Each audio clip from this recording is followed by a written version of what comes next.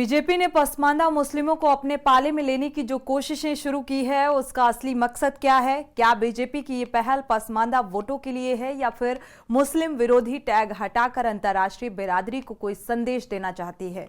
और इस सवाल पर बीजेपी के नेता कहते हैं कि पार्टी के विचार पुरुष पंडित दीनदयाल उपाध्याय अंत्योदय में विश्वास रखते थे और जिसको साकार किया जा रहा है। दरअसल मुस्लिम आबादी में 80% पसमानदा मुस्लिमों की हिस्सेदारी है।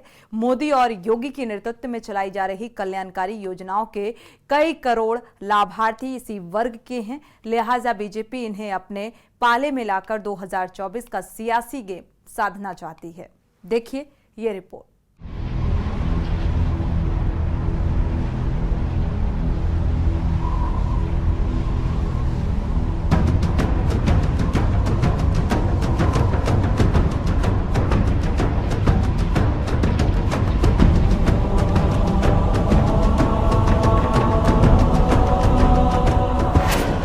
पसमानदा मुस्लिमों से बीजेपी को कितना फायदा?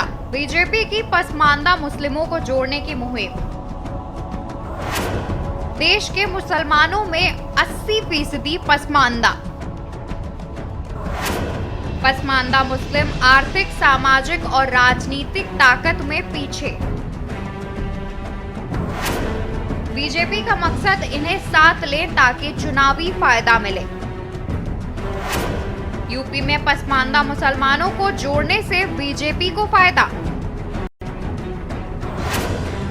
यूपी में बीजेपी की इस मुहिम से एसपी बीएसपी की बढ़ सकती हैं मुश्किलें। 2024 की तैयारी के लिए विपक्षी दलों की अपनी तैयारी है, तो वहीं बीजेपी भी 2024 में सफलता के लिए खास रणनीति पर काम में जुट गई है। दरअसल विपक्षी दल लोकसभा चुनाव में बीजेपी को सत्ता से बेदखल करने के लिए एकजुट हो रहे हैं। वहीं बीजेपी मुस्लिम बहुल सीटों पर विपक्ष को चुनौती देने के लिए रणनीति पर काम कर रही है। इसके लिए पार्टी अल्पसंख्यक खासकर मुस्लिम समुदाय से मोदी मित्र बना रही है। हर लोकसभा क्षेत्र में 5000 मोदी मित्र बनाने का लक्ष्य है और उनसे 10 वोटों की उम्मीद कर रही भाजपा का लक्ष्य यह सुनिश्चित करना है कि देश की 65 मुस्लिम बहुल सीटों पर पार्टी उम्मीदवारों को अल्पसंख्यकों के 50,000 वोट मिले। 13 राज्यों में 65 मुस्लिम बहुल सीटें, सबसे ज्यादा 13 सीटें उत्तर प्रदेश में, पश्चिम बंगाल में 12, केरल में वायनाड समेत 7 संसदीय सीटें। बीजेपी की नजर असम की 7 सीटों पर, बिहार और जम्मू कश्मीर की 4-4 सीटें और मध्य प्रदेश में 3 सीटें। आपको बता दें कि बीजेपी लंबे समय से पिछड़े मुसलमानों यानी पसमानदा मुसलमानों पर काम कर रही है, जिनकी मुसलमानों में करीब 85% भागीदारी है। हाल ही में प्रधानमंत्री नरेंद्र मोदी ने भी मध्य प्रदेश की एक रैली में इस वर्ग के लिए चिंता व्यक्त कर इस वर्ग को संदेश देने की कोशिश की थी।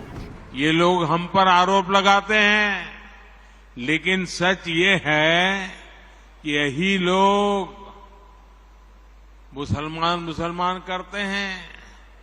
अगर ये मुसलमानों के सही मायने में हितैषी होते तो अधिकांश परिवार मेरे मुस्लिम भाई बहन शिक्षा में पीछे न रहते, रोजगार में पीछे न रहते, मुसीबत की जिंदगी जीने के लिए मजबूत नहीं रहते।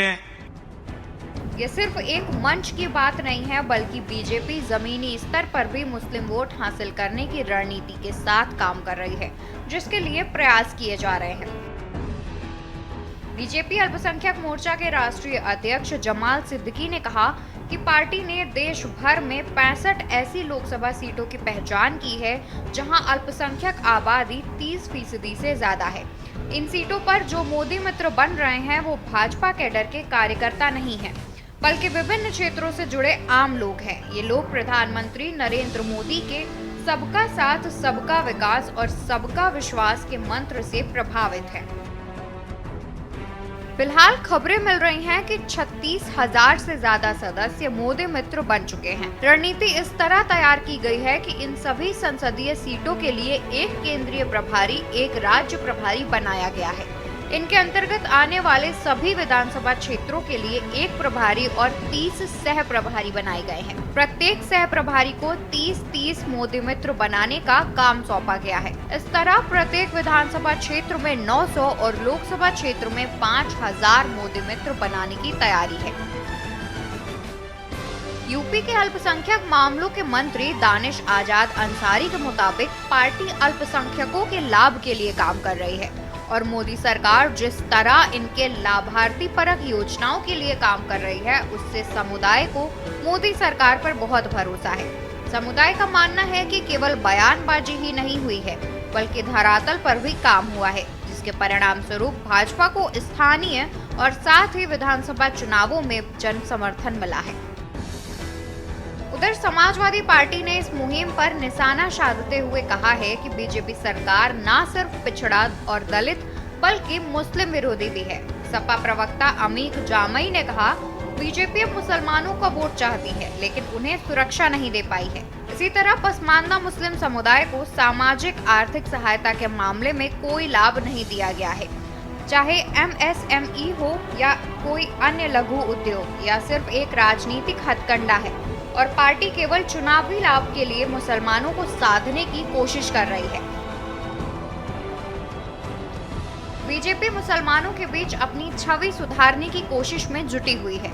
पिछले कुछ समय से राष्ट्रीय स्वयंसेवक संघ और बीजेपी के बड़े नेता मुस्लिम समुदाय के नेताओं से मिल रहे हैं। इससे ये संदेश देने की कोशिश हो रही है कि बीजेपी मुस्लिम विरोधी नहीं है, वह खुले दिल से इस समुदाय को गले लगाने के लिए तैयार है। लोकसभा और विधानसभा में बीजेपी का एक भी मुसलमान सांसद नहीं है। इसे लेकर पार्टी की खासी आलोचना होती रही है। बीजेपी पर अक्सर ये आरोप लगता रहा है कि वह चुनावों में मुस्लिम को टिकट नहीं दे रही है, लेकिन पार्टी अब इस नैरेटिव को बदलने की कोशिश में दिख रही है। स्पेशल डेस्क, के न्यूज़, इंडिया।